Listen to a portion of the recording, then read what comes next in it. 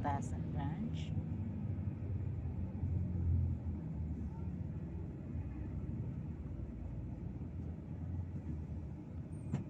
At andito na po kami sa St. Peter Church Parish pala, St. Peter Parish.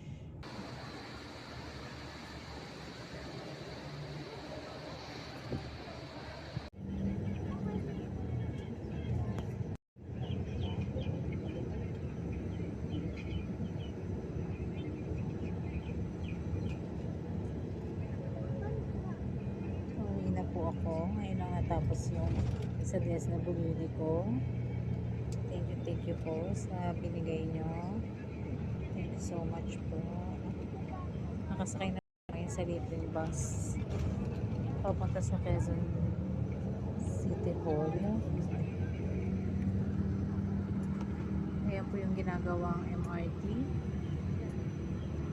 Pabulacan.